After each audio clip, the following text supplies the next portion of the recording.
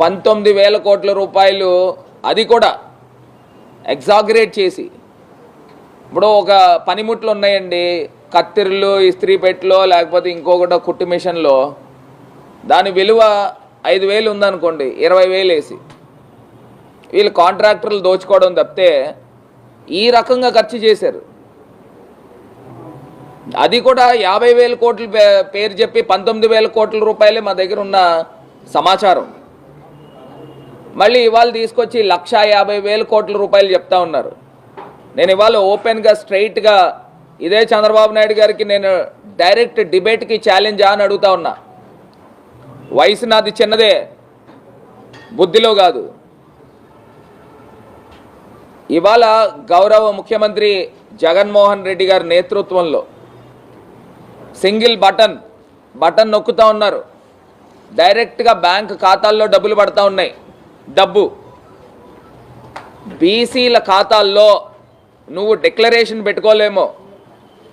జగనన్న ఏలూరు సభ సాక్షిగా బీసీలకు ఇచ్చిన మాట ప్రకారంగా ఆయన ఇంకా 75,000 కోట్లే చెప్పారు జగనన్న. కానీ ఇవాళ ఆంధ్రప్రదేశ్ రాష్ట్రంలో బీసీలకి బ్యాంకులో పడిన నిధులు ఎంత అనంటే సుమారుగా 1,70,000 కోట్ల రూపాయలు బీసీల ఖాతాల్లో పడిందండి. ఇవాళ నేనేమి అబద్ధాలు మాట్లాడట్లా, లెక్కలున్నాయి. ఇవాళ కులాలు ఎన్నైతే కులాలు ఉన్నాయో, 150 కులాలు ఎన్నైతే కులాలు ఉన్నాయో ఆ కులాలకి సంబంధించి నేను మాట్లాడుతూ ఉన్నా.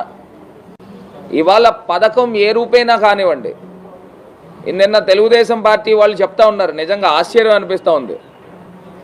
మీరేదో తీసుకొచ్చి చేయూత పథకానికి కనుక ఇచ్చి అది బీసీల ఖాతాల్లో పెడుతున్నారు ఏంటండి అని అంటూ ఉన్నాడు. నాకు ఆశ్చర్యం అనిపిస్తూ ఉంది. ఇప్పుడు పథకం పేరు ఏదైతే ఏంటి, డబ్బు వచ్చిందా లేదా, అదే నేను సూటిగా ప్రశ్నిస్తూ ఉన్నా. ఇప్పుడు మీరు బీసీ నిధులు అని చెప్తా ఉన్నారు, మీరు ఆ పేరు పెడుతున్నారు, మేము వివిధ పేర్లు పెడుతున్నాం.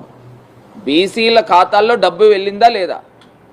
ఇవాళ చేయూత అయితే కానీ, ఆసరా అయితే కానీ, అమ్మఒడి అయితే కానీ, లేకపోతే ఏ పథకమైనా తీసుకోండి,